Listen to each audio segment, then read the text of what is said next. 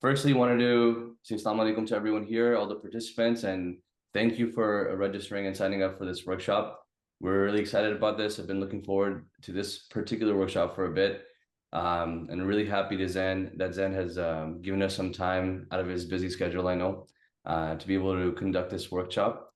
And hopefully you're able to benefit from this and use some of the things that you learned in your own writing. And please do continue to follow our channel. We have weekly writing prompts. We have workshops like this every now and then. And inshallah, we're trying to do more and more frequent workshops on a set cadence. And we have other programs as well. So please follow our Instagram page, Poet City Household, for any other further updates on some of our programs. And with that, I'd like to pass it on to Zen, who is no longer on the call. I guess he's switching laptops or something. So we'll wait for another minute and we'll pass it on to Zen. But yeah, during this workshop, it is meant to be interactive. So feel free to use the chat as much as you'd like. I know I'll be watching that. Definitely Zen will be watching that as well. If you want to turn on your cameras, that's all up to you. And it makes it a little bit more interactive as well. And we're just gonna wait for another minute until Zen. Okay, yeah, I see Zen has come back, maybe with a better resolution. So we'll give him a minute. Yeah, can you hear me? Yes, we can hear you. Okay, cool. Yeah, I'd like to pass it over to you, Zen. You could take the show on from here. Okay, I'm just trying to set this presentation up. Let me just get the share button. Sharing is not turned on. So, All right, it should be turned on now. okay, perfect. Well, I'll make you the host as well. That's fine. You can be the host. Whatever that means. Okay, can you see my screen? Yeah, we can see it. Okay, Let's see. perfect. Let me just go to present. Okay, Assalamu alaikum. It's a real honor to be here. I think we've been discussing this workshop for some time, and it's something which is extremely close to my heart. And inshallah, through the course of the next hour, and depending upon how time is, might be extended. You feel free to like stay behind too, but I want to try and stick to time. Inshallah, the plan is to look at some different parts of how we can remember Imam Hussein alayhi salam, his legacy in Karbala, and overall, what do we want to cover? It's really down to also you as participants to see what are the key parts to it, and the key parts that we want to break down in this workshop. Just a bit about myself. I've been doing creative practice for over about 10 years, both in a formal setting and informal setting. By that, I mean I've worked as a professional creative, whatever that may mean. But some of you may know me personally, and know that I'm not just making this up on the spot. That had led to a variety of work which sort of pushed forward my poetry a bit more because I used to write poetry for myself and not share it with anyone. I'm actually very honored to have one of my poetry mentors join this workshop, which is Sayyid Naqvi himself. When I was very young, I used to write pieces around the Ahlul Bayt, and the only person I could find in my city was Sayyid, who would review my work, critique my work, and also inspire me. And we've written pieces together as well. And one of the first performance pieces I've done was with Sayyid when I was about 15 at the cathedral here in Peterborough, which was a poem about Sayyidah Fatima, Salamullah alaiha. So, So yeah, there's, I guess my main thing is that I'm always trying to learn and trying to perfect my craft. And I think all of us, whether we're established poets or writers, we all have the capability to learn more. And so inshallah, this is a learning more for me, not just an instruction. I'm just here to facilitate. So moving on, what is this workshop going to sort of entail? Karbala and the metaphor, I think the way that I try to be profound in setting this up is I use two lines of a poem, which is from one of my poems, which is the divine metaphor is Hussein, the poem never ends. And that essentially for me is when you start to engage with poetry about Karbala, in different languages, in different mediums, also within English, you will begin to realize that Karbala has been imagined and reimagined constantly.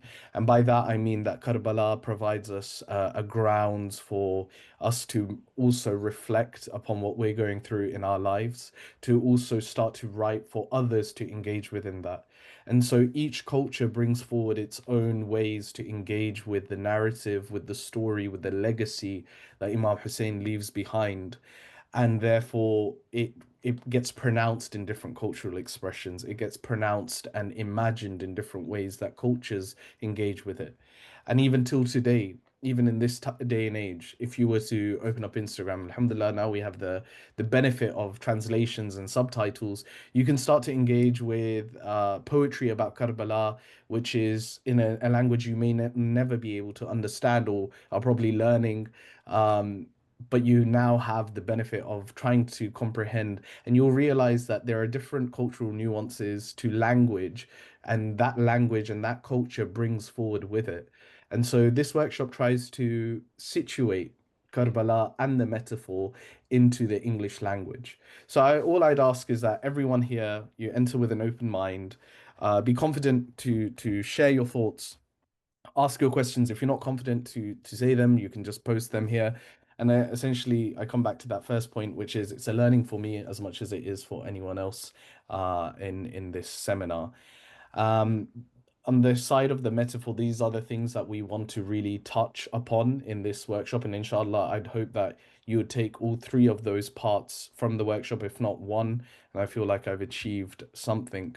But I do really appreciate everyone taking their time out on a Sunday. I know it's quite early for those that are across the pond from us, and maybe a bit later for those that are joining in from like Pakistan, and those in the UK, it's midway 4 p.m. for you. So we'll just jump straight into this. For me, this quote is extremely important whenever we're looking at an art form which expresses the Islamic or Islamic inspiration.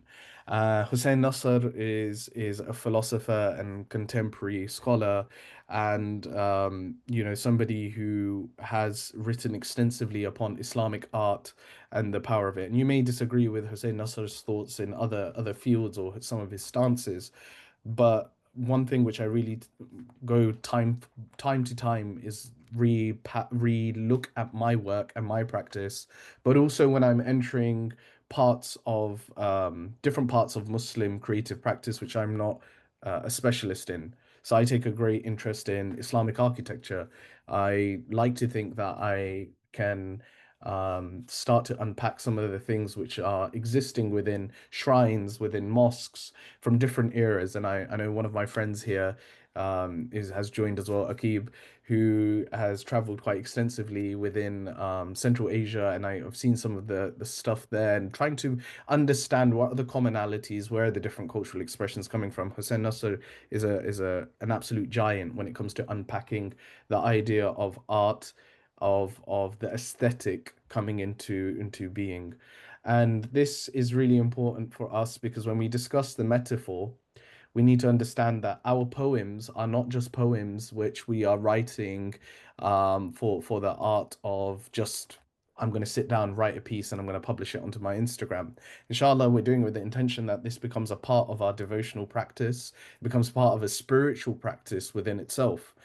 And so Hussein Nasr, when reflecting on this, he says the function of sacred art is to make the invisible visible and to transform matter into a support for the manifestation of the spirit. Now, for me, what that means, it means a lot of things to many other people. I'm sure an artist picks it up and says, I'm looking at the ways that I'm forming my calligraphy or I'm forming my painting to express this part of something which I've been divinely inspired by. Or an architect takes it and he says, I'm going to look at the mihrab as being, and this is another part of Hussein Nasr's work as well, where he looks at the architecture of the Muslims and he says that everything is driven by purpose, from the dome, which creates the sound, but also is to elevate a space, and also the art, which is on the geometric patterns, to the tile work, which are to mimic either his divine unity, Allah's divine unity, or to then look at what Allah loves, which is beauty, or to mimic the gardens of paradise. And so within it, what we're trying to do is translate something which cannot be translated usually. It's beyond comprehension. And that's the job of a poet as well, is to translate and to make a feeling which they may feel is very personable to them, which others could not relate to, but they can translate that so that it feels like it's a part of that person's life. It's a part of that person's memory, or at least that person can relate and imagine. And so imaginings is a big thing which I don't want to touch into. I know Nucky will start to like cuss me out because on previous workshops I end up going down this rabbit hole of talking about imaginings. Needless to say, every culture, every civilization, the poets have been at the forefront in imagining that nation or that community. There's a really good book by Mahmoud Abad which also unpacks that for anyone interested, looking at the Muslim poets in the colonial period and how poetry was used as a form of resistance. And obviously, you have the likes of Iqbal, etc., etc. When you look at just general ways of how poetry can take a concept which is sitting in somebody's mind and help translate it to the masses to either evoke emotion or to create a movement. Muslim Hassan, please go ahead. Alaikum, brother Zain. Thank you for taking the time out to Alaikum do this salam. workshop. I just want to ask in terms of the books that you mentioned, Yep.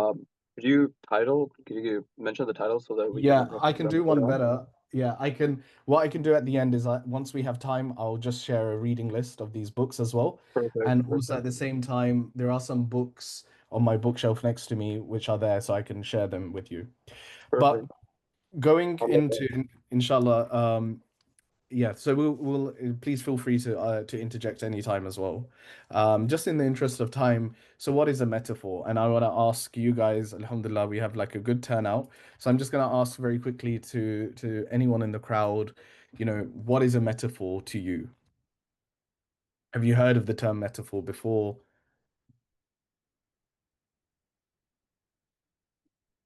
So, like the phrase, like the hand of God is a metaphor because God doesn't actually have a hand, referring to the Quran. Allah speaks in metaphors, from what I understand. So that's an example of, you know, I'm not sure if you can hear me.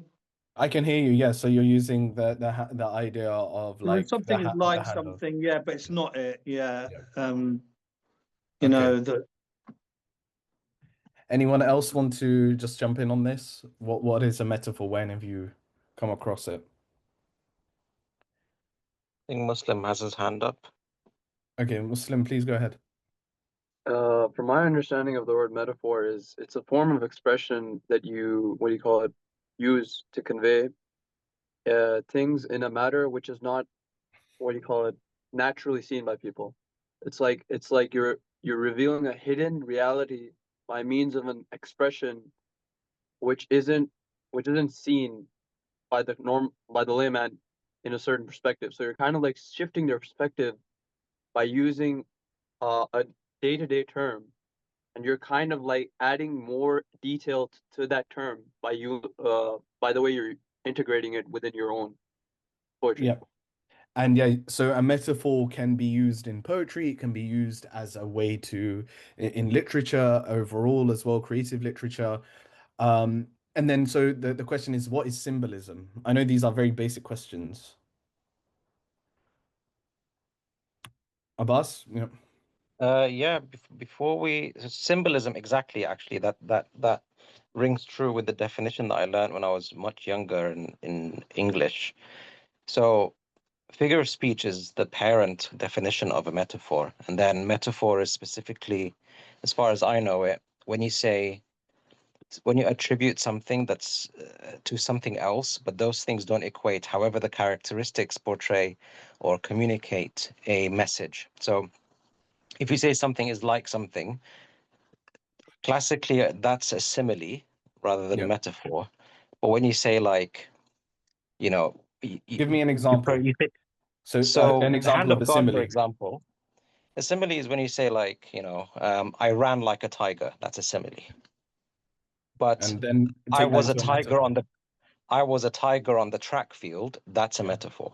Okay, so there we go. We've got to the point where this is really important because one thing I've reflected on quite a bit when I'm reading a lot of English poetry is I think we are, when it comes to, sorry, English poetry about Karbala, we're almost a bit scared to dive into like the metaphor. So what we tend to do, and you'll notice this, which is not bad because other poets will do this, right? I'm reading this book, which is Rune and Blossom, by John Burnside. Very interesting poetry collection, and but I think a lot of the times what we tend to do as poets is we, especially going with like if you're coming from and again Karbala poetry, I know there are some Sunnis brothers here and Shia brothers here.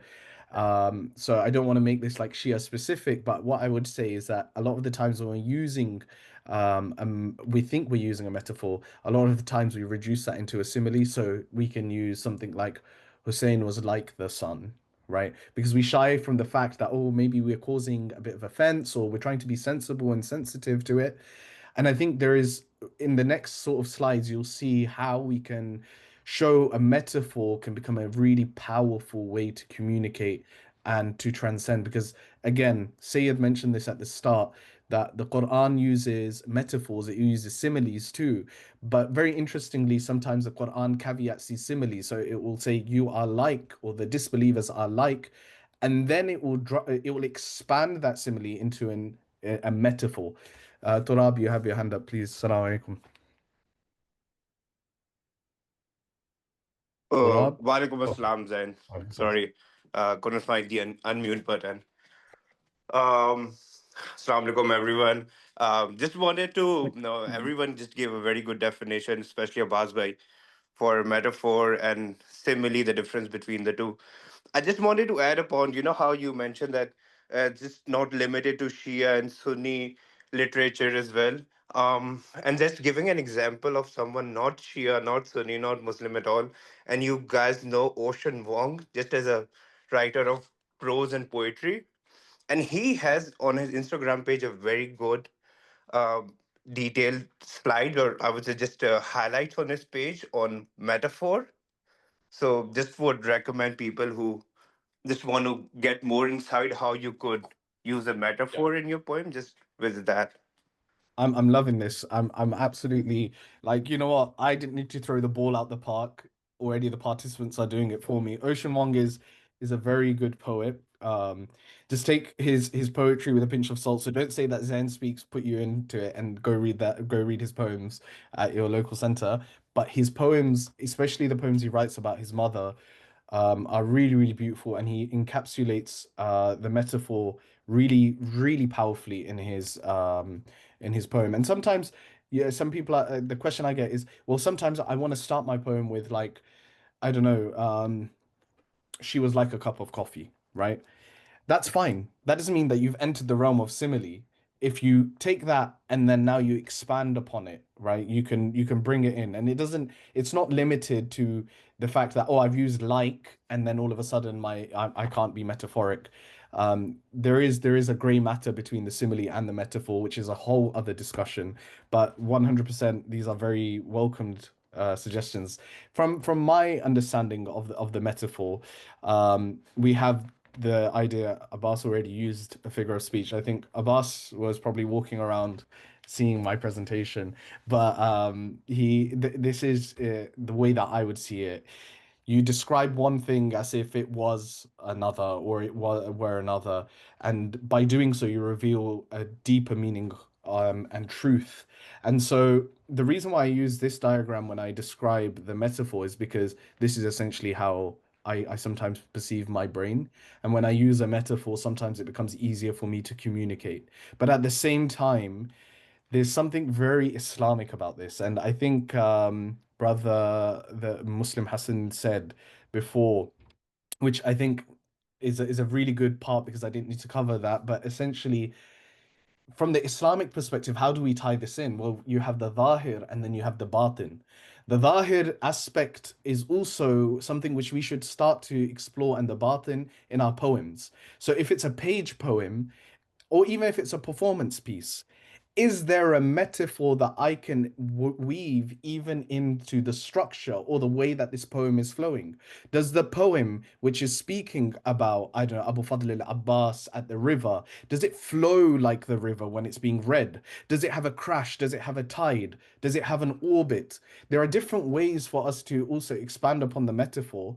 And ideally, I know the thing is it doesn't use words like or as, because what we're trying to do is push forward the metaphor. Now inshallah, what we're going to show is how we can expand upon the metaphor and how we can make our metaphors, I wouldn't say sophisticated, but a bit more grounded, right? So how do we expand that metaphor moving forward? And so, like, from this is just one of the things which I want us to sort of traverse. This is why I use this skyscape. It's the language of the unseen. The metaphor for me is essentially the language of the unseen. We use it as poets, we use it as artists. We've got artists here as well who are joining us, some who I know. And so the metaphor becomes a point of us trying to traverse a part of us which is finite into the infinite. Now, less of this theoretical discussion, um, but I will go on to this exercise now. So, inshallah, as you know, with all my workshops, I always encourage you guys to either have a notepad next to you or your phone where you can type in. I'm trying to move the screen along so I can see it and I can read this to you. This is a poem by Emily Dickinson, and we're only going to take a few minutes to read these poems. If anybody would like to read this poem for me, that would be very nice. And whilst they're reading, please look at the questions. Sayed, can I ask, because your mic is unmuted, could you read this poem, or is your screen too small? Yeah, I'm just trying to locate it. So it's hope is the thing with Yep. feathers. That's the one. Okay, so Yep. hope is the thing with feathers that perches in the soul and sings the tune without the words and never stops at all. Emily Dickinson. Yep. So with this poem, I just ask that you sometimes when you're reading a piece of poem, even when you're look at this, it's a short poem, and already we can unpack so much from it. So what is hope being compared as? That's the first question. If anyone wants to jump in, we can do this together. So we've already picked out that there's feathers, it perches, it sings without words, and it's non-stop. Yeah. So what's hope being, what's the metaphor here that hope is being described as or through? Feathers. And it's like like there's a describing element that it does something, it perches, but then it's been described as something as well, which is feathers, or So the thing with feathers. but feathers don't perch and feathers No. don't sing. So Oh, true, then we yeah, can define that these are characteristics of the yeah. metaphor which Emily Dickinson is talking about. So what is the Okay. metaphor here? Anyone else? There's quite a few. It's layered, right? So There's hope one is a metaphor. thing. So I'm just looking for one for the sake of this workshop. Okay. So yeah, Hope is the thing with feathers. So it's a thing, right? So any bird Yeah. or any anything that bird. perches. Yeah. So we've got a Not necessarily a bird. bird. And what mood, feeling does the metaphor create for us? Anyone else who's got their mic who hasn't spoken, or anyone else who's got their mic on mute? These are just guiding questions. So these are things which we should think about when we're reading poetry or when we're considering poetry. Muslim, please go ahead. Yeah, so what I understood from it is like definitely the reference to feathers is more so relating to the concept of a bird, and like later on when it says mentions like the concepts of piercing, singing, and like never stopping, I understood it as a bird that chirps on an early morning that somebody would wake up to, and the sweetness of its sound would kind of awaken them to this sign to the signage of hope that would like they would constantly grasp into. So it's like for me that's what it closely relates to, especially the piercing bit. It's like Yeah.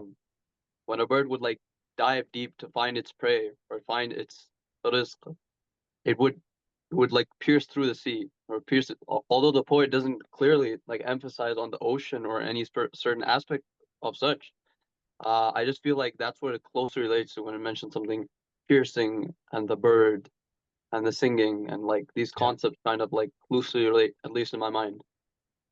Beautiful, beautiful way of explaining the metaphor. Indeed, like Emily Dickinson here, in my opinion, she may be using it for something else, but in my reading, she was using to describe like a robin or a bird, and that Beautiful. symbolizes hope. The robin itself is a beautiful creature, and Yeah. I've used birds too in my poems around Karbala. O nightingale of Muhammad who gargled blood in his throat as he sang, right? This is because for me, that was the robin. Abi Abdullah is standing, blood covered in his beard at his final moments, staring up and is content with Allah's will. And that in itself becomes a powerful metaphor. I don't need to. At that time, I've said the nightingale of Muhammad, because the nightingale is romanticized, and I've used that as a direct metaphor. But the gargling of blood, etc., it expands into another bird. It can become so many things, and that poem is part of something which, inshallah, later on, if we have time, I'll share. But I do want to move on to the next poem. This is from one of my favorite poets, and I have to thank Nucky for introducing me to one of his other poems, which I wasn't familiar with. But this isn't that poem which Nucky introduced me to. But he's a poet. If by now you haven't heard of Amir Suleiman, please go and listen to him. He's a Sufi poet, absolutely phenomenal in the way that he crafts words and sets the scene, and he uses very contrasting and very like I'd say unique metaphors to describe it. So if somebody could read this for me, ideally somebody from across the Atlantic wants to read this, feel free, unmute your mic and go ahead.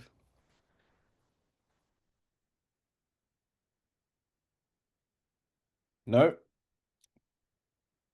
I'm gonna have to pick on somebody. Turab, or does Nucky, isn't Asad here? Nucky, do you want to go ahead and read this for us? Okay. All right. Okay, I'll go ahead and read this. Okay, go ahead. So who's that? Turab. I think Naki said he's driving. Okay, go ahead. Turab. Sorry, I was a bit distracted, so That's fine. need to read this poem. Yep. Okay. Some people's hearts are like mangoes, soft, sweet, and easy to bruise. Others are like coconuts, hard to crack, but full of nourishment and water that can heal. The mango may offer its sweetness first, but the coconut endures. So choose wisely how you love and how you want to be loved. Amir Suleiman.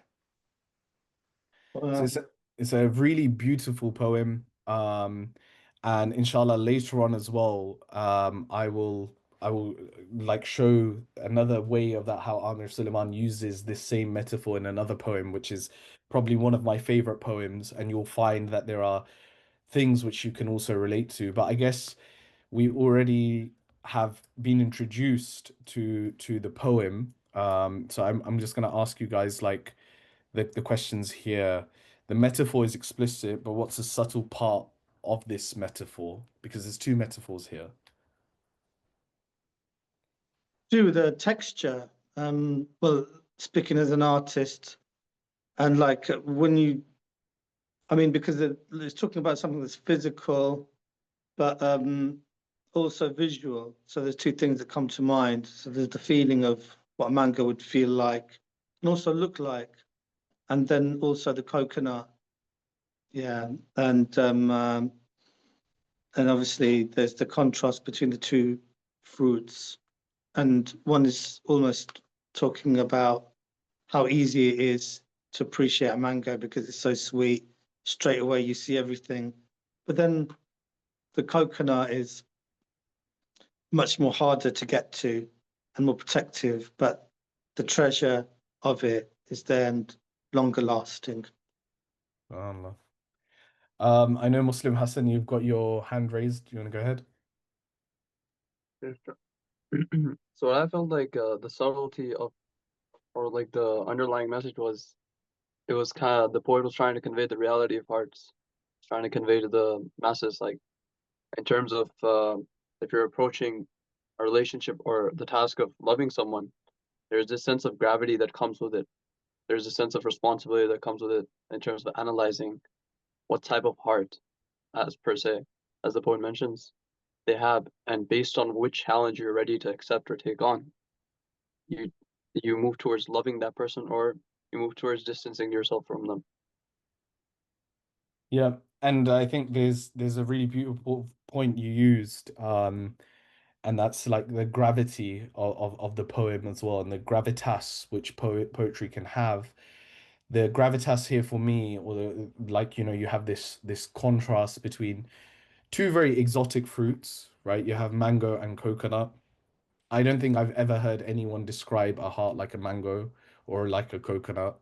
But it's a very beautiful way because Amir Suleiman explores this in another poem. Inshallah, later on we'll look at that. But for me, I think there is also a nuance to the poem which he's saying as well. He's not giving us the answer, and a lot of the time, this is another part which is not to do with the metaphor. It's to do with the power of the rhetoric. And I think Mm. one thing which I've learned over time is my poems always, I wanted to tell the reader, I wanted to tell the audience, I wanted to tell the person how they should feel. So there should be an ending to my poem, or there should be an arrival point to the poem. And the beauty, especially with English literature, especially in English poetry, is the fact that sometimes things are left to the reader to decipher. It's for the reader to come to their conclusion. Will they go for the mango, which is the easier part to acquire, but it bruises very easily, or the coconut, which is the harder to crack part, but there are layers to it. Once it cracks, there is a sweetness, right? The sweetness is there, but the coconut is long lasting. The mango can be defined also as, and now I know this is going forward into it, but when I read this, mango was almost like the love which is void of spirit, love which is void of the divine becomes lust, and love which is truly like it's loving, for example, Allah subhanahu wa ta'ala is a journey within itself. It's difficult. There needs to be a crack in that position. There needs to be a Mm. part of breaking open where the sweetness of the water can be enjoyed. So this is just like off just a few lines we can start to understand where the poet is going, but also the beauty of the poet should be, and the beauty of the poem should be that through it's open to multiple interpretation. That you can sit with a poem, and you should sit with a poem. You should sit with a noha, and you should sit with it, and you should read it, and then you should close the book and come back to it, and then Mm. read again. And at different times in your life, different reflections, you'll start to see that the poem begins to open up different avenues for thought and imagining. So there Brother we have Zain, the if mango. Yeah. I can Brilliant. interject. Sorry, please go ahead. And just in the interest of time, I'm just going to move on to this poem. Um, can I ask Muslim Hassan your there? This is from Francis Thompson. He's a 19th century Catholic a poet, a mystic, and this is a poem written by him. If I can ask Muslim Hassan to read this for us, please. Sure. I fled him down the nights and down the days. I fled him down the arches of the years. I fled him down the labyrinth ways of my own mind, and in the mist of tears I hid from him. It's a very powerful poem It's again, very and beautiful. Beautiful. yeah, the poem is it's an extract from The Hound of Heaven, Francis Thompson, 19th century. Um, Again, now I'm gonna ask everyone this thing. Where's the metaphor in this poem? What's the metaphor? It's a hard one. The arches of the years. Yeah, I believe there's Um, multiple, aren't there? yeah, Arches of the years, the mist of tears. there is an example here, which well, sometimes a poem, if it's going to be very abstract, sometimes the poet can guide us by the title. The Hound of Heaven. That sounds fascinating. Yeah, because like I just remember when I was back in the 1980s, there was a very famous album called The Hounds of Love by an artist called Kate Bush. I mean, my experience of or relationship with poetry usually is mainly through song. And so, but I just would like to say I'm finding this very, I think this is brilliant because you're introducing us to writers and people who've kind of like and poets' names and things like that. That's really important. And And so, and I just very quickly add to that, well, the artist Kate Bush also refers to novels and literature in her music and her lyrics, which makes it all the more kind of like richer. I just want to kind of throw that as a compliment in your way. But like, yeah, the hounds of heaven. It's not from the Hound of Heaven. That's fascinating. That is, yeah. yeah. So what's interesting with Francis Thompson is he uses this, especially this one, for me, just because of interest of time. I'll share some of my reflections why I find this poem to be really powerful. Yeah. Is the metaphor here, and look, don't shoot me down for this. This is a Catholic who's writing it.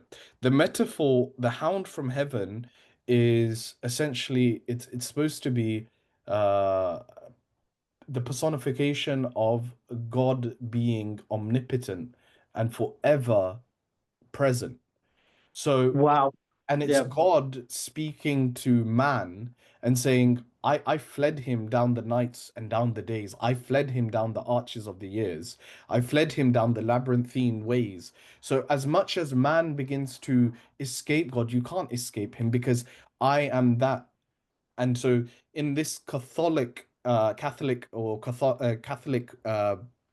personification, what essentially is being done is you're seeing of my own mind, and in the midst of tears, I hid from him. So there's this also like imbalance between the two of the creator and the creation, and it creates this idea of there is despair, but then also, you can read this poem and put it into a different perspective.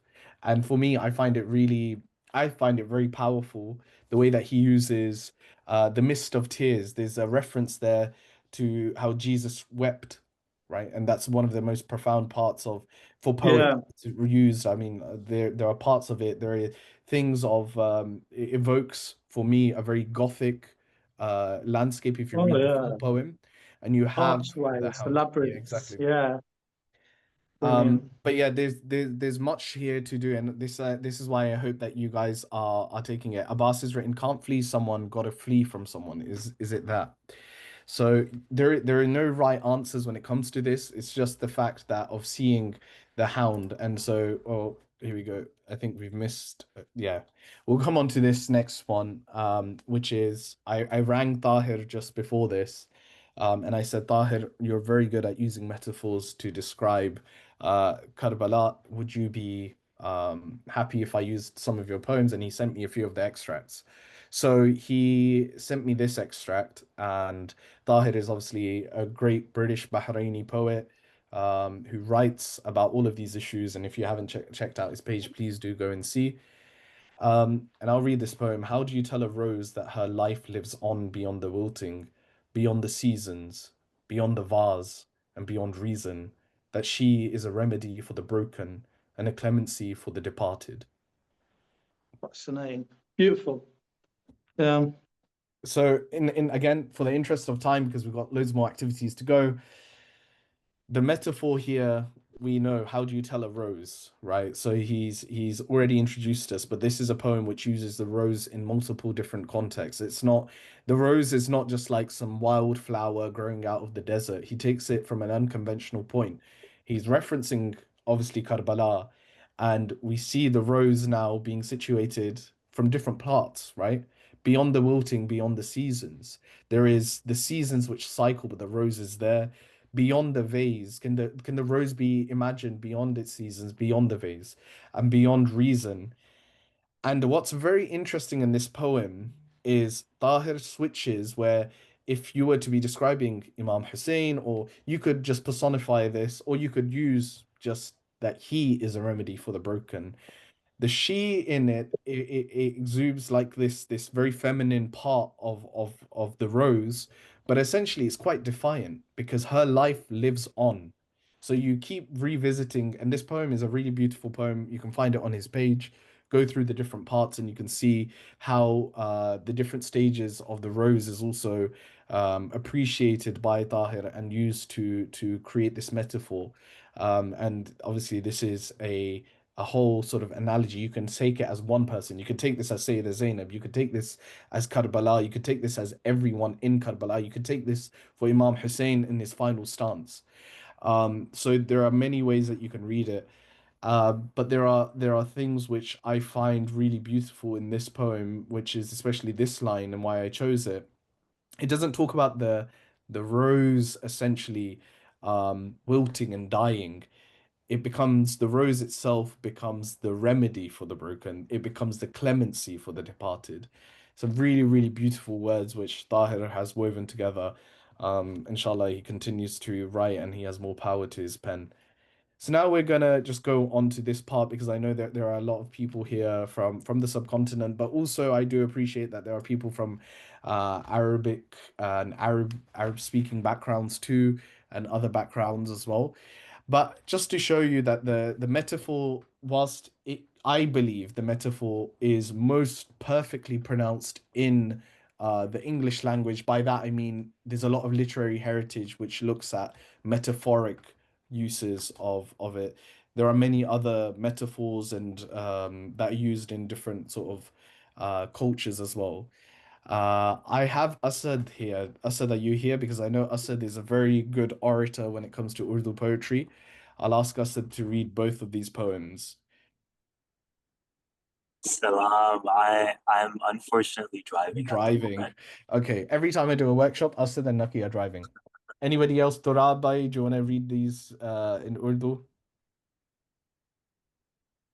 Or anyone else? It doesn't need to be a guy. Any of the sisters want to read. It no, I'll let anyone else get the opportunity, but if not, I'm definitely here. But Okay, go Do I ahead. have anything possible? Yeah, Yeah. I'll read the Urdu if you're Okay, go okay ahead. with that, or if Yep. Turab wants to read it. Yeah, go ahead, please.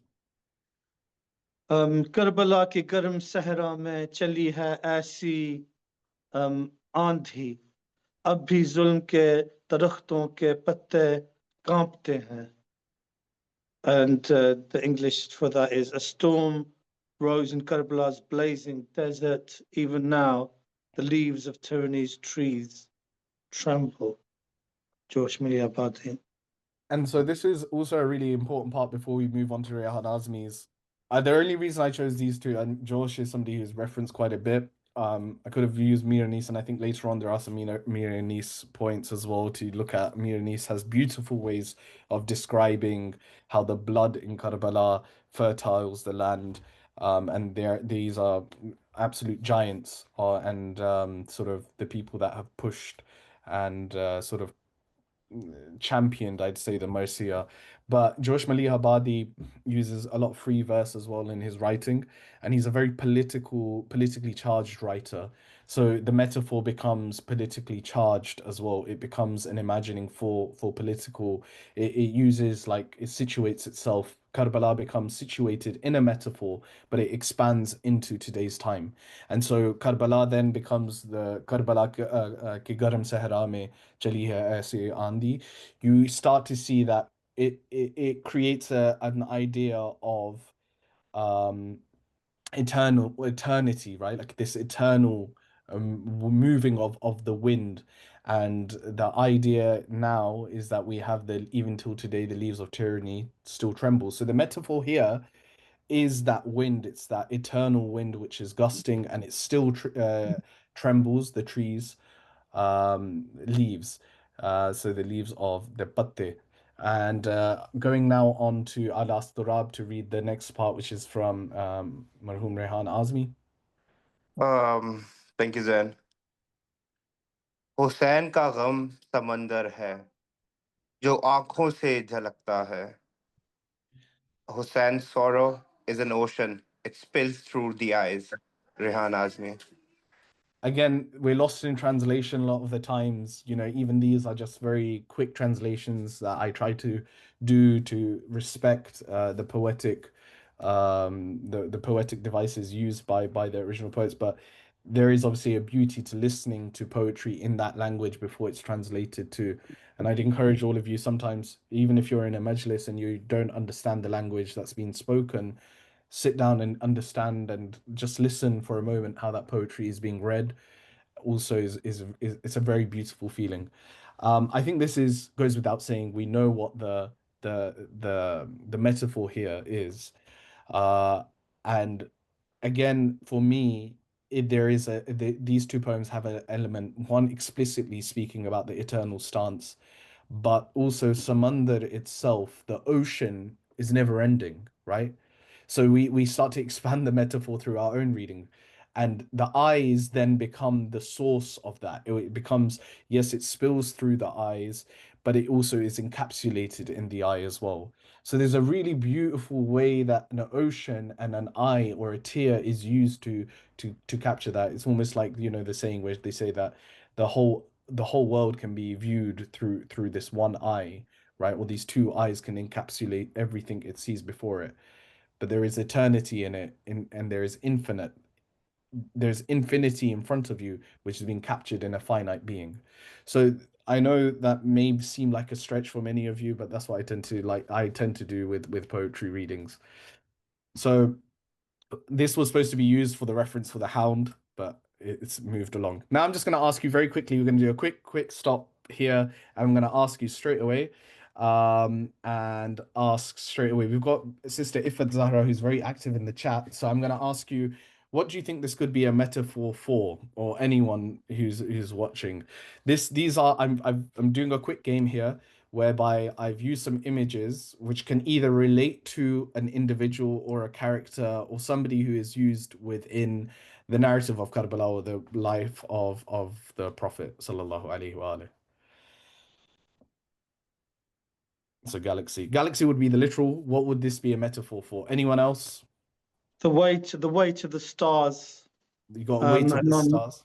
The way to the sun. Imam Musa Kazim refers to it. Surely we can see the stars, but only those who have taqwa or knowledge, who have been given the gift for them, knows their stations and how to get to them.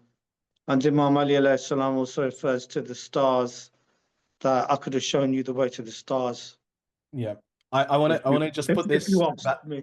it's a very beautiful way of saying as well. I just want to ask that, can we just for a moment imagine that this is a night scene as opposed to a galaxy? Ah, a night scene. So, I wrote this line down. Yeah. This was before you mentioned about the 19. I'm sorry. No, go ahead. The stars twinkle amongst the cosmos as Qasim raises his sword and Abbas prepares the lands of Naino. Beautiful. Inshallah. So Abbas says the Shahada. There is also that very beautiful line you've just written as well. For me, I use this imagery to encapsulate what Imam Sadiq alayhi salatu wasalam says about his grandmother. And you know, the Imma have referred to their grandmother and the daughter of Rasulullah as Laylatul Qadr, the night of power. Well, And yeah. so within some of my poems, there's a whole poem which I've written which describes her as this galaxy and this thing which cannot be unsheathed by any human eye or by naked eye. And it's all encompassing. And the reason why I use that is probably in the next slide, if I've got this right. No, I haven't, but we'll come back to it. This as well, what we have right in front of us, I'll just tell you the bird. It's a bulbul. Bulbul, yeah. Bulbul Khomeini. First thing that comes to mind, Ahangaran. Yeah, so Nice, Cal. lamentation Brilliant. reciters are referred to sometimes as bulbul, people who recite nohas. But I'm just talking about from the life of Rasulullah or somebody in Karbala. Who Yeah. could encapsulate this?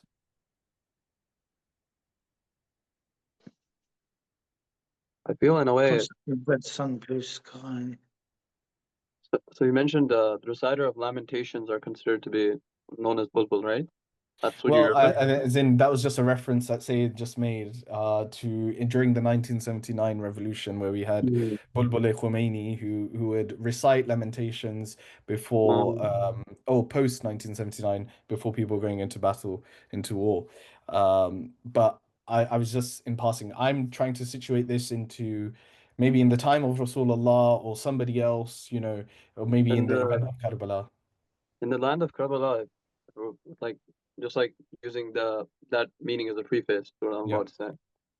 I feel like every shuhada going into the battlefield would be considered Bulbul. could be used as a metaphor because each of them had their own rajas. Each of them Yeah. had those lines of poetry Yeah.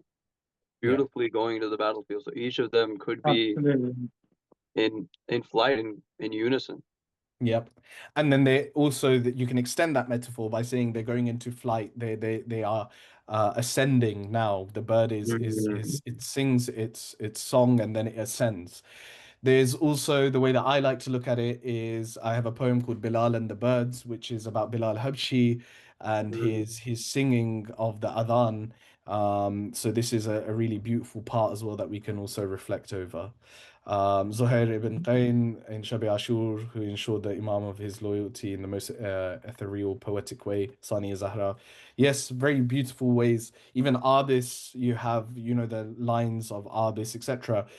For me, if I was to situate one person, the Bulbul in Karbala becomes Ali al-Akbar with his call to prayer, his adhan, and his recitation. And then you can extend that. Where was Ali al-Akbar's nest? Where is that situated? Where is his nurture, etc., etc. So you start to look at it. Coming to this is again Earth. So we're looking at Earth or a horizon or sand, etc. So just one person that comes to mind. Oh, well, We have somebody with the name, the Arabic name in this as well. Abu Turab. Abu Turab.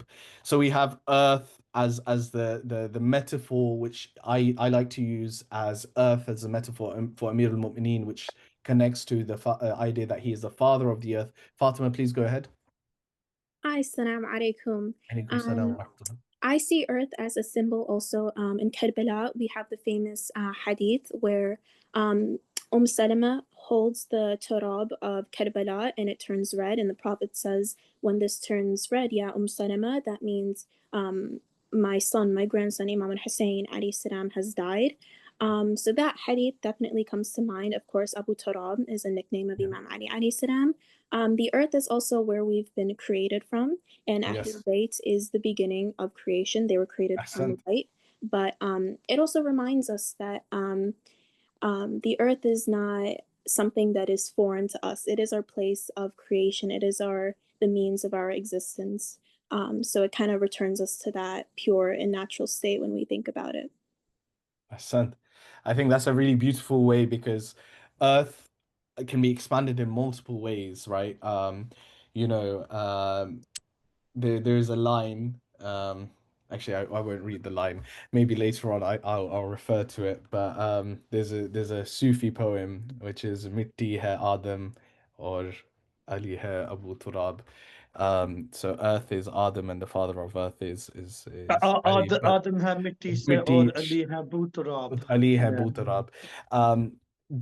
We basically again, but it's not about that he is the father of Adam. It's more that they are the origin points of creation. But on this side, I think that was a very beautiful explanation, and you can use MashaAllah. Earth as an extended metaphor to translate to different things, because earth becomes a means for Imam Ali as well to cry into. We have the narrations after the martyrdom of Sayyidah Fatima that he would go into the wilderness or into the desert, and he would make mounds of clay to symbolize a well, and he would weep into it. And when asked why he done that, he said, because my heart is so troubled that I cannot communicate this to any other person except for the earth. And so the earth becomes a place of solace, it becomes a place of comfort, it becomes a place of mourning, it becomes a place where even we have the narration of the earthquakes which erupted in Medina, that they only went still upon the command of Amir al-Mu'mineen. But the earth in itself, for me, the reason why I use this example was here, which is essentially the two depictions. We have the Night of Power and we have the Earth, and these two come together in a poem which I wrote, which is Hussein is a perfect horizon. The night of power births the son of the father of the earth. Hussein then is the perfect horizon. So you have the meeting of the two, the birth of Imam Hussein, which is the encapsulation of both earth and sky, and that the night in itself. And so there's the secrecy of night, the spiritual Gnosticism of night, and the earth being so pronounced that are embodied both within Abi Abdullah. So that's just one way that I've used that.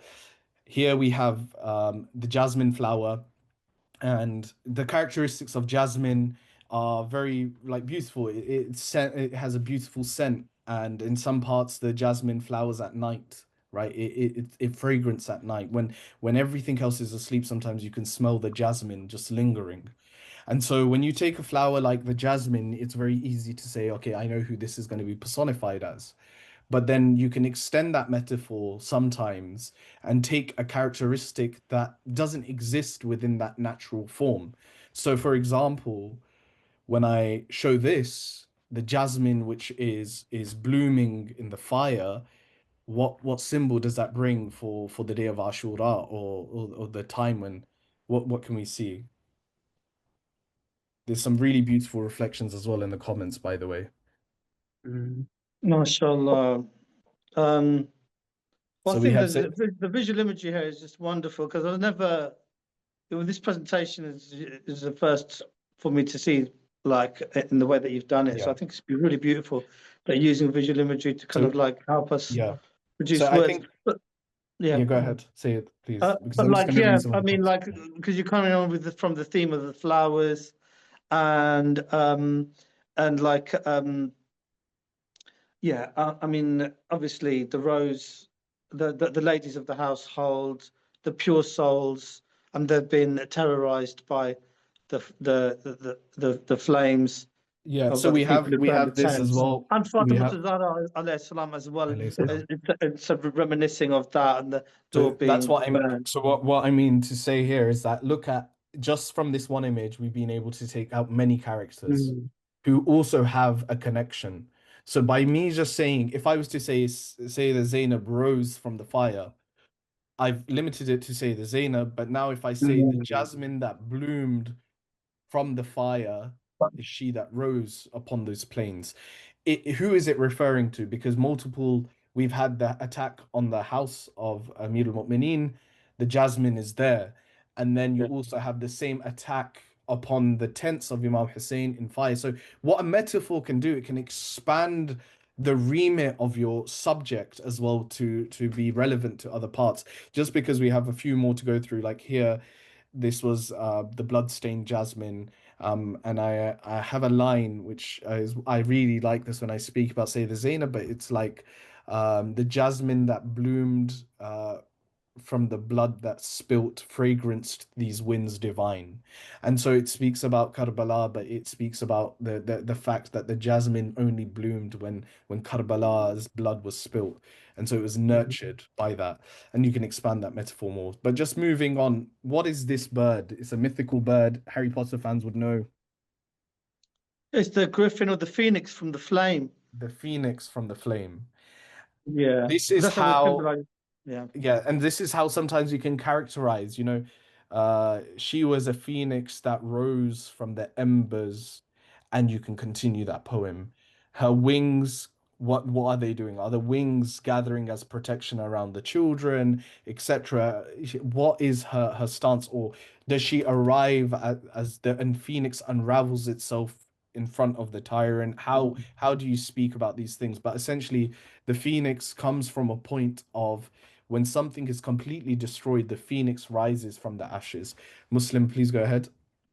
I just had a question. In terms of like using certain examples and metaphors, there's a sense of divinity attached to some of these metaphors. So that Yeah. could be quite a bit of a tricky situation. It could be actually counterintuitive or counterproductive, I would I would think, in a way to actually describing that what do you call, because it would kind of like throw people into like a sense of mental gymnastics. At least that's what I'm getting from my point of view. When you So, attach so like part of it is that poetry should be profound, that it should at times. Sometimes it's about your audience. If you want to throw them through mental gymnastics, feel free. But at the same time, Mhm. if you want to create a sophisticated way of imagining, these are just examples. You pick and choose Yeah, which ones you feel are relevant for your craft, and then you move I see. forward with it. Sania Zahra has said, in mythology, phoenixes are often said to burn at the end of their lives, only to be reborn from their ashes. So even with that, when is she rebirthed? Is she rebirthed from the? And you can ask that question within your poem.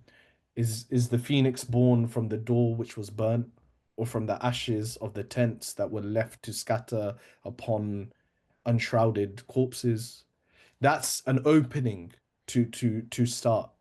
Your poem, you've already hit the ground running, you've introduced the metaphor, but you're saying, I don't know the origin of this phoenix. There is this idea that there is divinity or mythology attached to it. There's some very interesting poems. For example, Naqi has written as well, which looks and characterizes Amir al-Mu'mineen in different ways. Tahir has poems which are sort of taking Norse mythology into sort of Shia imaginings. There's some very interesting ways. And this is, by the way, not limited to Islamic poetry. You would find that across the board, you would have references in, for example, Christian poetry to the Greeks and Romans as well. So it's an interesting discussion, but for the purpose of this, it's just to bring this forward. Next prompt here we have in front of us. I'm just see this one. We're going to expand this as a metaphor. What do we think of straight away when we see honey? Wow. Yeah, So we have This is Hazrat Qasim. yeah. Yeah, but I'm talking about honey. I'm not talking about Qasim. I'm talking about honey. What do we see? See something that's pure. When you're looking for honey, you want the pure honey. You see sweetness, something that's natural from Allah subhanahu wa ta'ala, something that's a primary resource or something, because it's from the bee, and then the Quran refers, there's a Ahsan. chapter in the Quran called the bee, Nahl. Yeah. Was it? Nahal. Yeah. And so Nam. that, Yeah. unless I've got that wrong, No, you got it right.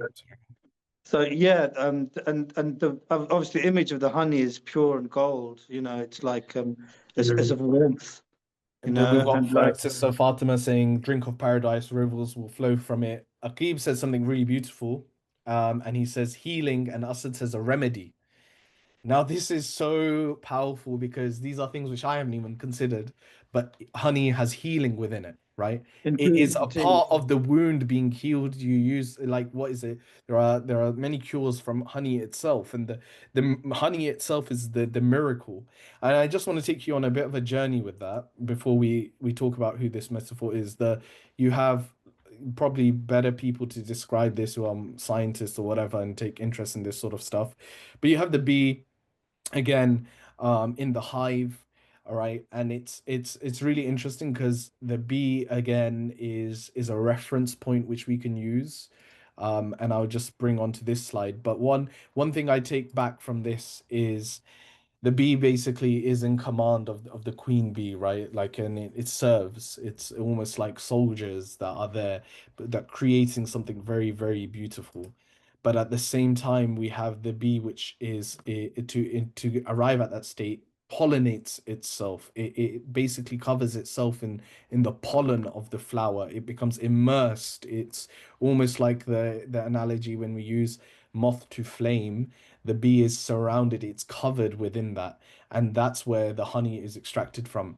There are many ways that you can use that metaphor. One of the things which they say about Abi Abdullah's tent, you have the contrast where the tent of Yazid was and the sons, that you have the tents of Yazid on one side making merry on the night, and then the others they said that it sounded like there was either there was insect, there was like a sound of bees, the buzzing of bees that we could hear.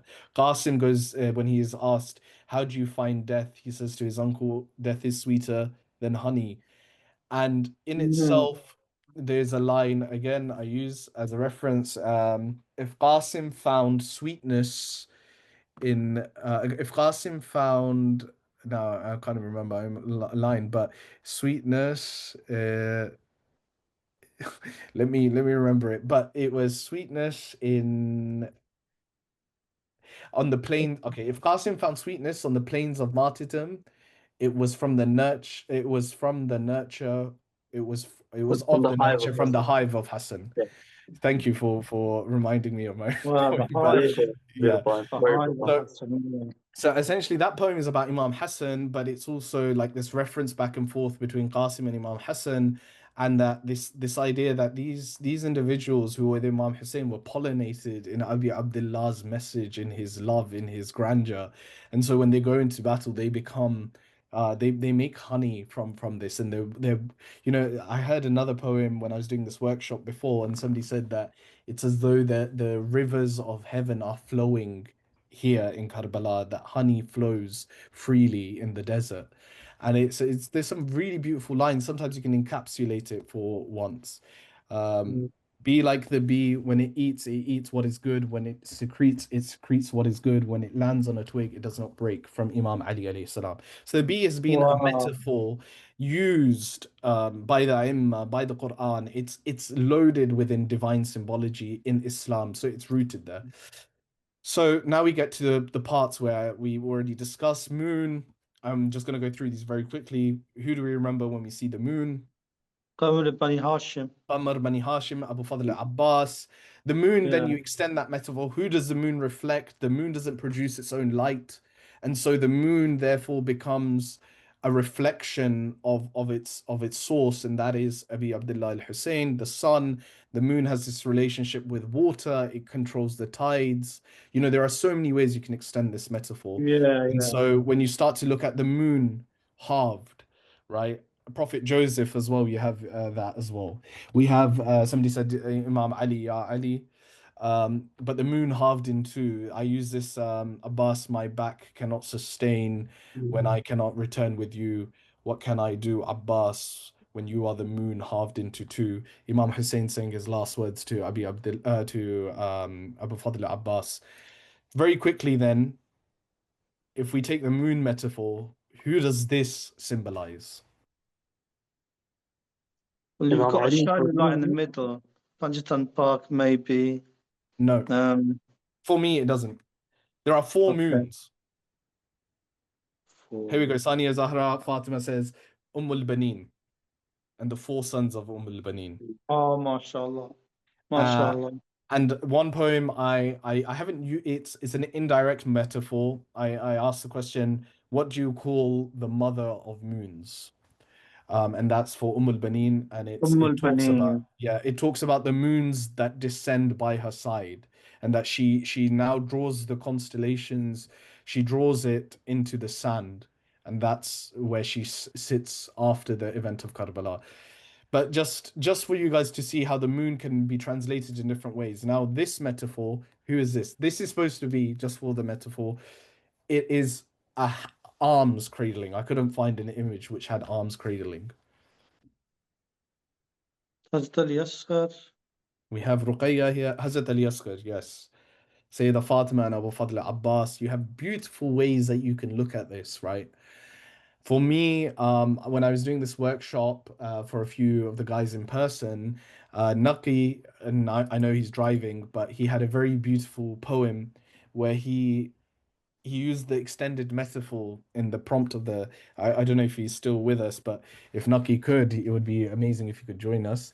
But he used a poem where I asked everyone to think of the moon in different people as opposed to Abu Fadl Abbas, and we spoke about. And Naki's poem basically speaks about the moon being cradled by his mother, and that's Ali al-Asghar with Lady Rabab, where she sits with him, and he speaks about the orbit of the moon, and the hands that cradled, and it's very, very beautiful. When he's with Yeah, us, inshallah, he can read it. to very quickly Yeah. interject, Ya Imam al-Mahdi, the fullness of the moon on the 15th of Shaban belongs only to you, and no one else can take it, for however hard they try, we know that Hazrat Isa will your enemies defy. That's something that I used to Subhanallah. share that Yeah. with you very quickly. So I think that's a very beautiful. I love it when everyone interjects with their poems. Please do. So I'm going to ask you, what's an extended metaphor? We've touched upon it quite a bit, but we haven't defined it. Extended metaphor. Can I ask somebody who hasn't spoken to please go for it? So we've already defined what a metaphor is. What is an extended metaphor? Okay, Naki has, whilst he's doing that, I think this is an example of an extended metaphor. Look closely at Rabab's arms, wrapped tightly around her moon. Are these arms or cradling ribs that shield her hurting heart? How the radiance of his smile is reflected in her eyes? How the gravity of his pain pulls at motherhood's tides? What night is this that asks for this world that lies between them? What arrow has the heart to make her nights dark? An absolutely beautiful poem written by Naki. Wow. And it speaks about when the moon also, by the end of it, look at it's not setting, it's not telling you what it's going to be, right? It's already asking you through the power of rhetoric as well. We have what arrow has the heart to make her nights dark, because this is her moon that will be taken from her. And so there's a beautiful use of extended metaphor. Just for the interest of time, extended metaphor is a metaphor that unfolds over multiple lines. So, for example, in a poem, I may say, you know, Zainab is she was the jasmine that bloomed in Karbala. That becomes the metaphor, right? But when I begin to unfurl the lines around that metaphor, how does that look? Her words are perfuming the winds around her, you know, or her scent. What is it? How do I describe these different parts of that metaphor and expand upon it? And it can be multiple lines, it can be multiple ways of trying to put it, and it can extend into different poems. So imagine you've written a poem which says Fatima Zahra is the night of power, salamullah alayha, and then Amir al-Mu'mineen is the father of earth, and then later on in another poem you combine these two, and then you're describing maybe the birth of Imam al-Hussein or someone else. But you can use these in multiple ways, and it can sustain the metaphor, and you begin to layer it with more deeper meanings. Muslim, please go ahead. Okay. Right. You want me to? No, but did you want to say something? Sorry. Not really. No. Oh, okay, cool. Sorry. So we come to this, and I'll just show you. So for example, what do we have in front of us, right? And I'll read this one from used throughout the poem, so it repeated and emphasized to convey. So this right now, can we call this a metaphor? That's a simile in the first line, like the moon. Yeah. So we have Unsheathed. now, yeah, so we have now a simile, and I'm using this example to show you how powerful metaphors can be if we were to go through it. So say that if you mind reading these two lines. And he shone like the moon, unsheathed upon a cloudless night. So we have this. Now we're taking this from a simile to a metaphor. And he was the moon, piercing the dark, fortified in his destined path. So this is just apologies because I haven't had time to refine this. I was writing this. I tried to challenge myself to write this for this presentation. So we've gone from he shone like the moon, unsheathed upon a cloudless night. It's a powerful line. But then we take it as a metaphor, and he was the moon piercing the dark, fortified in his destined path. Now, here, I don't need to say that he's orbiting because I've already said he was the moon. So he's fortified in his destined path. The two things should be able to correlate. But now, if we were to take this as an extended metaphor and we were to remove the idea of the moon or remove the word moon, we arrive at this. And he shone the most brightest in the clouds of thirst. Yet the river that clasped in his palms sung a song for his orbit. Is this the nearest to the sky have been? Make of us your tides, commanded only by your sight. So here we haven't explicitly mentioned Abu Fadl Abbas is the moon, but there is a point when I was writing this, it's essentially supposed to encapsulate the point of Abu Fadl Abbas by the river. And so he shone the most brightest in the clouds of thirst. I'm personifying where the moon would be. He's in the clouds of thirst as opposed to the cries of thirst. Now, the clouds are the things which the moon is surrounded by. And yet the river that clasped in his palms sung a song for his orbit. So the moon has the sung a song for his orbit. So this is the river song which is going to be recited. And so the river begins to ask, is this the nearest to the sky I have been? Make of us your tides, commanded only by your sight. It's a very quick and rushed poem. I'll go and work on it. But essentially, we're adding a metaphor and then we're characterizing it and we're giving life to an inanimate part. We're giving voice to the river. So the metaphor extends and then it becomes layered by the fact that we've introduced the river having a voice. And who is the river? What is the river? Can the river be the tides? Are we the tides? These are just open-ended parts. So you see how we've gone from a simile, which was a good line of poetry. We've taken it into the metaphor stage, now the extended metaphor. So that's enough of me speaking. I now ask you to just make a few lines of this. I'm not going to ask you to read these yet. What metaphor can we use to describe a heart?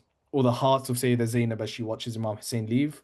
Or the heart of Imam Hussein on his final moments? Or the heart of a Zair arriving at the shrine of Imam Hussein at the shrine after the walk of Arba'in? Now, what I want you to do, this is a challenge. 3 words for each. 3 to 4 words maximum. You can do 5, but I don't want it to be a long explanation. I should understand the heart in all these things. And you will begin to realize that a metaphor can be applied for a different situation and circumstance for a very similar part of being, but for different individuals, different entities, different times and places. Everyone follow that? So we just need what metaphor can we use to describe a heart? Then you should write 3 words: the heart of Sayyidah Zainab as she watches Imam Hussein leaves, or the heart of Imam Hussein on his final moments, or the heart of a pilgrim arriving at the shrine of Imam Hussein after the walk of Arba'in. Go ahead, Muslim. I just want to ask, do you want like a full-fledged sentence or do you just want like words like loosely attached? You can use words loosely attached, or you can use a sentence. I'm going to leave it down to you. You have 3 minutes, 3 minutes for this. Thank you.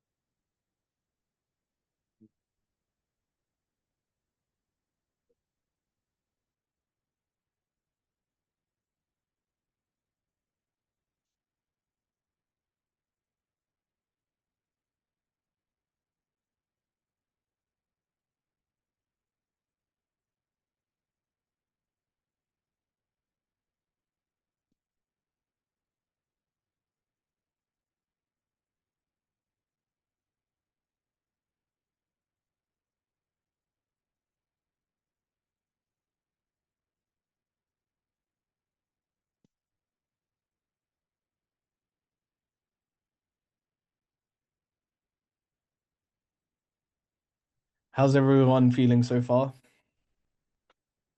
Alhamdulillah. Okay. So we'll let one more minute.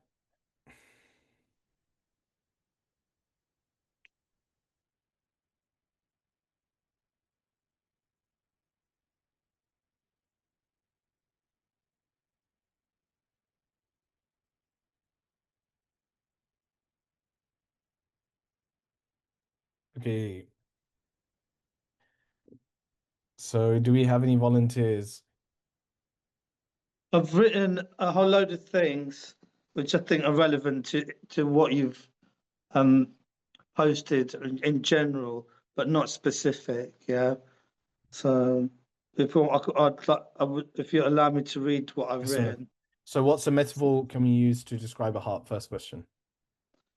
Well, I've just like Or for word. the different circumstances, a halo, Yeah. right, a bright lamp, an illuminated light, a Okay. river Anyone that else? ebbs. Anyone else wants to jump in on theirs? Let's hear from. I'm going to start picking people.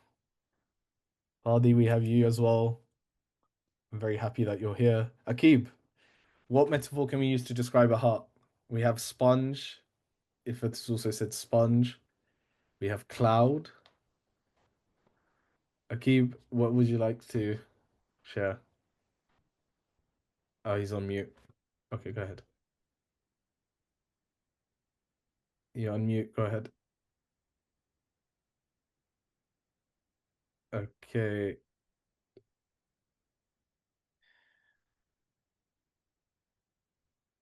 All right. Anybody else want to go in on the metaphor we can use to describe a heart? I can't hear you, but you can write your message. Turab, Muslim Hassan, please go ahead. So Glass. Yeah. in terms of the metaphor of the heart, I just mentioned glass in the way that it shatters, clay in the way that it's molded, and gold in the way that it carries a shine and at the same it holds a level of density. Beautiful. Wow. And there's some really beautiful I there. used the word diamond, Yeah. the diamond from the rock.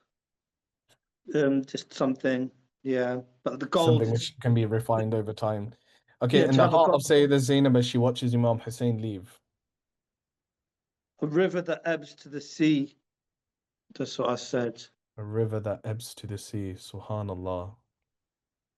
So the heart of Sayyida is a river that ebbs to the sea. It's very beautiful. You know, she's the sea being Abi Abdullah. It's like something's being taken from her, withdrawn from her as a brother leaves. Yeah. Yeah. As a kite in the sky, something that elevates, a winged bird. Yeah. Yeah. Those are the things that I wrote in general for the tenderness of the heart, the strength of the heart, the richness of the heart. Fatima, can we hear from you? Yeah, so I said Sayyida Zainab is a furnace of sorrow burning with the light of patience. Furnace of sorrow burning with the Light of patience. light of patience. Very beautifully And put. I also wrote just really quickly right now, her heart is a mountain, forged in fire and carved by storms, wounded deep, yet rooted so firmly, no tyrant could shake its resolve. Yes. Yeah. And this is Because upon Sayyida she's, Zainab. Now, yeah, if you she's were to Jabal share, Sab, so yeah. can you share with me? Yeah, can Yeah. you share me that Yes. the lines in the chat, and then please, Muslim, go ahead. So the image that came to mind is like a petal like dwindling in the wind, like falling slowly towards the ground, like bearing the what do you call it? Bearing the strength of the wind, dwindling on the way to its ground, like fighting through the effects of gravity, like making its way Gravity. down painfully, like yeah, slow and painfully. Yeah. Other two words that came to mind was obviously the concept of rain bringing sorrow or It's also like it's seen like it's often avoided as being seen as a means of blessing, but often related to the concept of sorrow, as well as river that came to mind. Yeah, very, very nicely put as well. We have another part as well because you've considered the different parts and the different elements which are affected by it. Naki has written melting ice, so ice which is just melting. It'd be interesting. I know you're driving what you meant and how that would be sort of extended. We'll now move on to, I know there's some other points here. We have a moth before its final descent to fire. We have a bruised rose, fire, flame of pain. On the heart of Imam Hussein on his final moments, I think some people had said there was a thorn pierced. There was another part, and I thought of an hourglass for Imam Hussein's final moments. Sand spills into the bottom bowl as his time runs out. See, what if we were to flip this idea of this tragic ending as the union point, right, of Imam Hussein alayhi salam, and we have the lines, for example, of Surah Fajr being recited as the soul is getting ready to depart. Please go ahead, Muslim. Sorry to interject, but just on that topic, the line that I wrote was kind of following this narrative because as we Go know ahead. that Imam Hussein, as he was facing the tragedies, his face was like lighting up with nur. So similar to how the religion was perfected on the day of Ghadir al-Khum, I feel as though that nur or that light reached its maximum or like met the max of its amplitude. So what I wrote was the light perfected in the way that the religion was perfected. On Wadi Qum, light of Imam Hussein was seen completion, or that it was met. It's almost what's that term in the galaxy when things implode and then it explodes out? Is it? It's not Mm, nebula. It's the idea that something goes all the way into just it becomes the darkest before so it like explodes into it. two galaxies colliding in a way, right? Is Yeah. that what you're referring to? Hmm. Is it a So now we supernova get to you're the talking final about? part. Go ahead, Abbas. Are you referring to a supernova? The Supernova, star that's it. collapses. Mhm. Yes. Yeah. When a star collapses, it's you know what they say, the what is it? A star is brightest before it dies. Um, it reaches its absolution before it goes. But the supernova is a really interesting way. You don't need to say it's a supernova, but how can you characterize the supernova that's falling and then almost obliterates all darkness around it through its light, which cascades out? And then we get to this point, the heart of a Zair arriving at the shrine of Imam Hussein, at the shrine after the walk of Arba'in. Anyone want to jump in on that?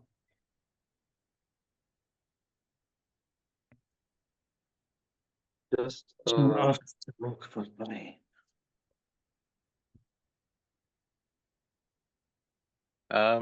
so many facets or there's so many characteristics to name with regards to the heart of a Zaire, because there's all sorts of emotions, right? So there's excitement, it's trembling, there's effort, there's a lot of hope, there's maybe someone just looking back at their lives and reflecting on any aspect of forgiveness that they might receive, and then there's obviously the anticipation to just be near the imam. Yeah. one point that came to mind is like Brother Naki mentioned previously, the concept of ice. I felt it more closely relating to this particular prompt because in the way that ice melts upon reaching the shrine of Abba Abdullah, the heart just simply melts. It simply it changes Brilliant. completely. It flows it's as though it connects to the seed that is Abba Abdullah. Beautiful. Lost person found their hope and light. Yeah. A black night with small shining stars. The glass breaks before the last grain spills. For now, the entirety of the June is his. Subhanallah. This from Sania Zahra Abdi. I think that's in regards to the final moments of Imam Hussein. But that's a really beautiful metaphor that if you have an hourglass in the sand and then it shatters to just be that the sand is all that hourglass is infinite, right? And there's so many metaphors you can unpack. We have rock becoming ruby, the earth reconnecting with the sun. Does somebody else want to share? I'm just trying to find also.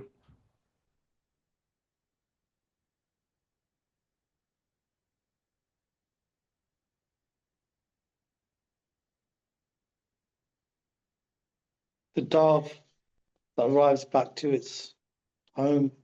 Kabutar. Just another thought that came to mind is like similar to how during certain seasons crops and plants receive nourishment. I feel as though the heart receives nourishment through the season of mourning from Allah Abdullah. So Definitely. There's also ways that you can make a metaphor from a concept, right? And I have a series of poems called Kitsuki. Have you heard of the Japanese concept of Kitsuki? It's when you take a broken piece of pottery and like the Japanese, they remake that, or they gild it new with gold or an expensive Oh material. yeah, And so yeah. going from a broken piece, it turns into a much more beautiful piece. And there's that for me is like we go to Imam Hussein broken, and with the gold of his dome, we go with broken hearts, and with the gold of his dome, he gilds us new ones, right? And so there was a poem that I took, and it's on my Instagram. I can share it with you guys, but it was just like a rambling of thoughts, but it's Kitsuki supposed to be in an indirect metaphor. We are so tired, troubled by this world, its many faces that turned their cheeks to cave us in, and we still soar through the air that promised it could no longer carry our hands on its wings, through the seas that suffocated and turned tides into terrible tales to scare us into not to return. But we still walked and ran and crawled and flew and waited and struggled for you. It was always for you. And at this point where the cold marble presses against tired souls, we stood, our eyes, an overdue monsoon, erupting from ashen cloud, whirling a front only to be cleared by the glistened gaze of your throne. Oh, how we came with hearts that were told they were too torn to beat again, yet with the gold of your dome, you gilded us anew. So that's the MashaAllah. poem Hitsuki revised, and it speaks Wow. about the time I've spent in Karbala. I want to now, as we're getting to the final points of the workshop, Alhamdulillah, thank you for your feedback. I want to show you again one of my favorite poets here. And this poem is not about Karbala, but I when I heard it, it took me to my arrival into the Shrine of Imam Hussein. So I'm just gonna let you hear this. And whilst you're listening, please take your notepad and take down some of the words. And I just want you to reflect over what's being said. Amir Suleiman is probably one of the best performance poets as well, not only just a page poet. This was not me like trying to reach a station or anything.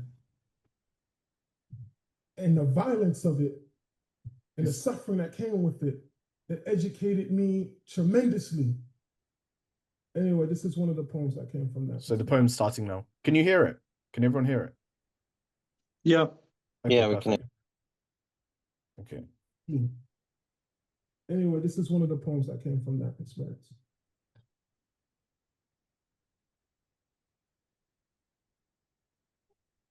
There is no way to clothe what I've laid naked, no way to hide the burning sun. I'm nearly unconscious, barely existing. Love is pressing me out of living, out of dying. There's no use of resisting. Who would want their heart broken? But now that mine has been split open, I wonder who would want their heart closed? Subhanallah. Ever? Can you drink from the coconut without striking it? Can you smell the oud without lighting it?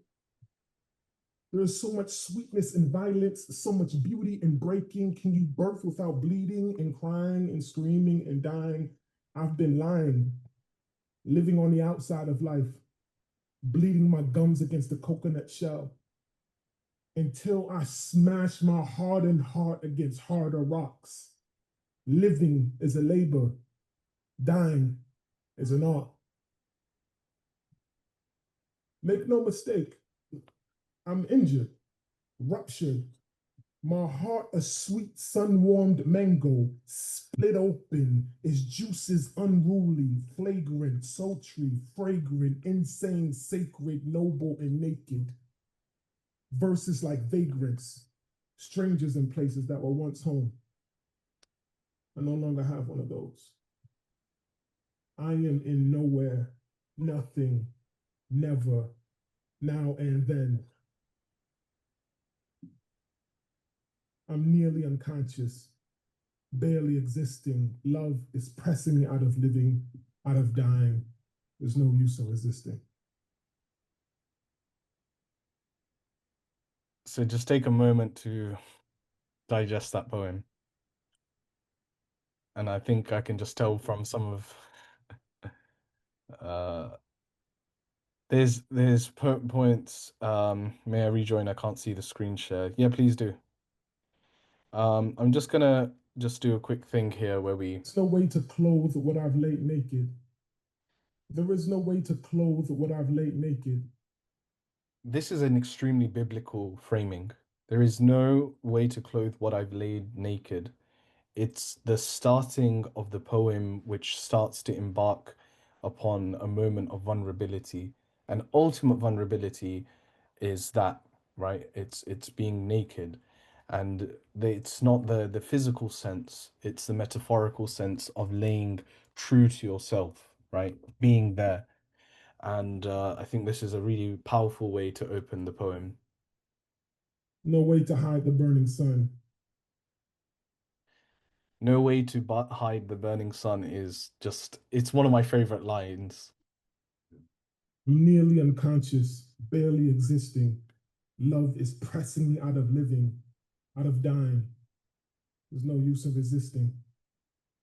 So this point for me, see again, you can take a poem and read it in so many ways. I'm sure Amir Suleiman didn't write this about arriving into Karbala or the point of it, but for me, it's the part when you've done the walk or you've journeyed towards Imam Hussein and you're at that point where you're at the periphery and you're just like you're in this state almost like in this poem, it feels like there is a point of purgatory between these two worlds.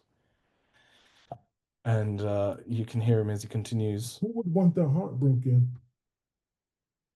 Okay, so this is the part. What device has he just used there? I know it's not a metaphor. Who would want their heart broken? It's the rhetorical question. He asks you to because nobody wants their heart broken. But now that mine has been split open, I wonder who would want their heart closed?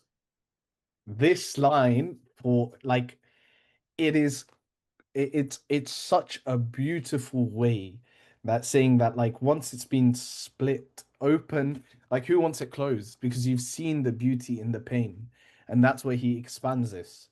Ever? Can you drink from the coconut without striking it? So remember the metaphor we saw at the beginning in his other poem. Can you drink from the coconut without striking it? And then he goes on to say the oud without burning it. Can you smell the oud without lighting it? There is so much sweetness and violence, so much beauty So much sweetness and violence. and breaking. Can you birth without bleeding and crying and screaming and dying? I've been lying. Okay, I on that point there is the idea of birth, right? It in itself, subhanallah, like this is why I think Amir is he's a modern day mystic and Gnostic, like of the sense of when you hear about the poets of the past, that's what they embodied. And there's a really beautiful part of this because we have this within Shi'i doctrine a lot, which is you have the four stages of life, for example. And that I don't want to go into as much, but the point of birth is a point of death because you're dying from the womb and entering the new life. So there's the death that signifies that point, right? And so the point of life comes from the point of death because you're escaping that ecosystem, that nourishment of the mother into the earth, into the world. And it is a violent thing, right? When you come into the earth, as he mentions. So Without look, bleeding and crying and screaming. without bleeding, without crying, without screaming, all of these things come with birth itself, the act of And birth. dying. I've been lying, living on the outside of life, bleeding my gums against the coconut shell until So this is again the metaphor of the coconut, but now the coconut is not used for the heart as such. It's used for the idea of material. For me, when I read this poem and I hear this poem, materialism is becoming the point of like you're trying to get to the essence of life, but in truth you're not. This is again Islamic reference where we have everyone tries to seek perfection, and until we get to this point. smash my hardened heart against harder rocks. Living is a labor, dying is an art. And we'll just end that poem there and we'll move on, inshallah. But any thoughts anyone has thus far on this? Yeah, I thought these were powerful lines. Living is a labour, dying is an art. I thought they were powerful lines. Just thought I'd share that. Why is that a powerful line to you, Sayyid? Because I think it was just carrying on from saying that, like, okay, you've got the coconut, it's there, that's your life, but then how does it kind of like end? And like the art of shahadat, you could say, and Imam Hussain alayhi salam, it takes courage, bravery, it takes everything. There's a penultimate sacrifice that was made that is there's overridden kind of like our sensibilities and feelings as a nation of Shia Muslims. It's the penultimate sacrifice. So it is an art in itself. So I just thought that, how do you envisage, your own death? Where do you want to be? Where will you be? I remember saying to somebody, I'd like to be buried.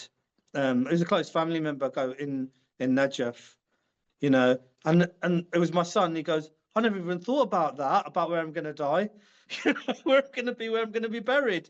It goes, and he paused for a moment and he goes, New Zealand. Okay. Anyone Got the else have burial any place. some reflections upon this poem as well? Yeah. So, but living is an art, dying. Like living is a labor, dying is an art. How So do this you idea go? that he starts also, he introduces birth as death, and then he Yeah. talks about the trials of living, and then living as a labor, dying as an art. Yeah. It also has already put the framing that this is not the end. Muslim, please go ahead. I just found really interesting how he opened up with the concept of like the heart hardening, and then how he like continued and took us on this journey, like using that concept of an extended metaphor to kind of like walk us through these points of like when he mentioned like, does anybody want their hearts to be broken? And then it kind of like draws in the, what do you call it? The listener is like, what is he trying to say? And then the next line just like brings it like back to the ground. It's just like, once that I've felt it as such, why should the heart ever be closed? And then like it constantly, it's like the listener is constantly in this like back and forth with the reciter. It's like, what is he trying to say? It's like he's pushing them back and then he's pulling them back in, and then this constant struggle of like understanding and revealing elements of like And his and journey. it's ever changing, right? So the concept of the coconut, then also then he doesn't use it how he With the used it in the mango, previous poem, between the contrast of the coconut and the mango. He uses it Mhm. as just one extended thing. Now, if somebody was to say to me, like, oh, I think this is one of the reasons why Nucky showed it to me when we were sitting together once, and he showed me this, and I was in awe because I've never heard, the heart being described, or as a mango which can be cut open, but he does it in such a way. He uses the words like flagrant. He uses that there is this juice which is overpouring. And for me personally, there is so much depth to this poem that can be read and reread and broken down line by line constantly. But again, now I do all of that to show you that there are very amazing poets, better than I could ever be. I just want you to take this prompt now. This is the final activity for today, where I want you to take all the learnings that we've taken so far about the visual imagery that we've looked upon, about the ways that we can characterize those visual parts and those metaphors into different things. Is your metaphor going to be a direct metaphor? Will it describe something which is really important, or sorry, really visible and can be understood? Or is it going to be something which is a bit more indirect?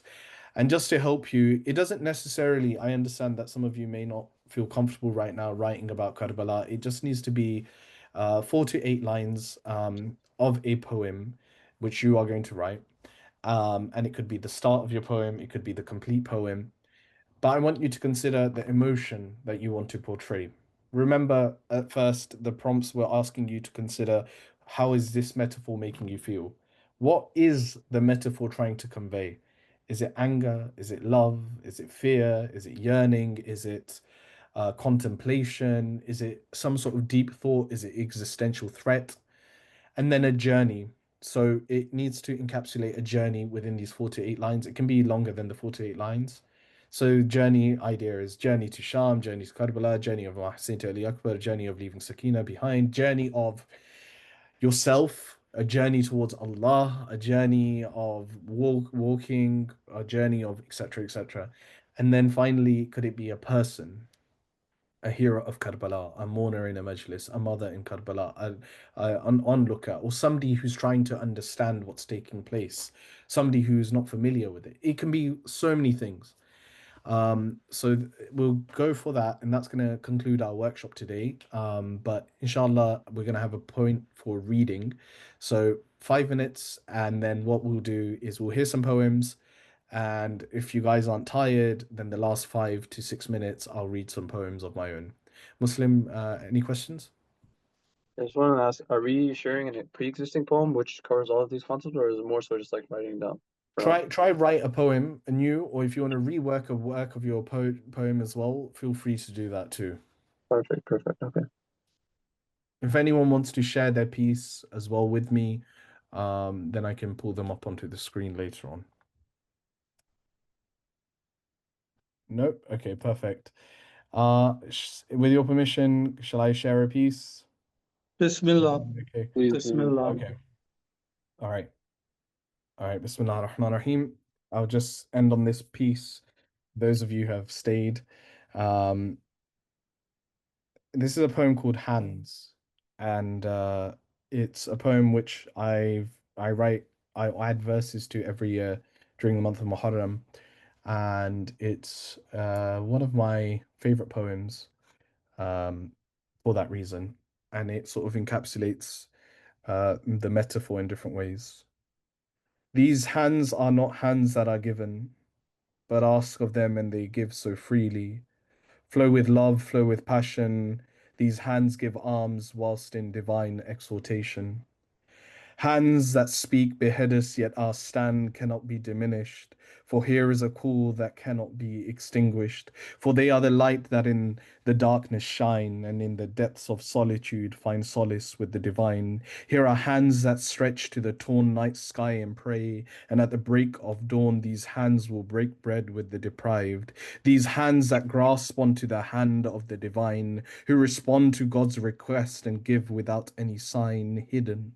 And the divine calls in an instant. Return to me in a state you are content. Hands that can return a setting sun and split a wholesome moon, that shake when in prayer and tremble in ablution. These hands are not symbols, but are revolutionary stances. Their tongues will still testify, be their heads upon lances. Here are hands that rap against flags of truth that flutter, that clasp carriers bursting at seams for throats that crave water. Here are hands that will be severed, but hands that never give in to dishonor, hands that liberate and shackle and give flight. How can broken backs and severed arms mend broken souls and lives? And yet, after everything they tried from severing two arms from Abbas, still they could not get one hand to pledge for them. Hands that display about bravery, that remain in victory, these hands that defend, those hands that felt split open necks of children slaughtered, of final farewells with orphan daughters, these hands that have buried many times over, that have dug into the sands and made coffins for 6-month-old babies slaughtered. These hands that have tried to cover fountains of blood that splutter from youthful chests and at the bequest of brothers. These hands that move blood from eyes so a lover can see his beloved for the last time. Here is the hand which extends to enemies' thirst, who gives water to those that later to his mother curse and will kill and demand his ring from his hand. These hands with severed fingers oppression withstand, small hands that have curled against their faces from the advances of men, hands that cover ears bloodied and beaten, hands that protect, hands that were shackled, hands that are in chains, hands that beg their uncle not to leave, babies, hands that coo for thirst. And here are women's hands that have made men's kingdoms quiver, that demand with eloquence the rights once over, that shattered falsehood. These hands, they stitch banners in the camps of despair, hands that only wept in the silence of the night prayer, for each gesture a testament to the legacy they weave of Hussein's stand for truth and justice. Until the end, we believe that they stand as a testament. Karbala is alive through the hands that never gave allegiance to tyranny's side, that have clung to supplications, drowned in pain, that thank God for beauty in treacherous slaughtered. These hands, they will never give in to injustice and oppression. These hands that can never give in to unjustly succession, for oppress them as you wish, but they still will rise like in the desert of Ghadir. They will clasp and shine like upon an alam. They will still flutter with a proclamation. They would rather be cut than to bow to humiliation. And above flags and domes, I see them rise, and in our mother's eyes, I see them rise in the chant of lovers. I see them rise, and in the heartbroken cries, I see them rise. These hands are on chests, and these hands raise to the sky and exclaim, his hand, his hand, his hand it remains. They slaughtered his head, but his hand he never gave. Subhanallah. MashaAllah. صلى على MashaAllah. محمد وآل محمد. That was beautiful. And with that, we conclude today. I'd like to thank everyone for coming to this workshop. It wasn't supposed to be a long one, but I think just because we had such good input and such good poetry coming through, you guys kept me chugging along. And I do apologize because I was I'm a bit unwell over the past few days. So inshallah, pray for me.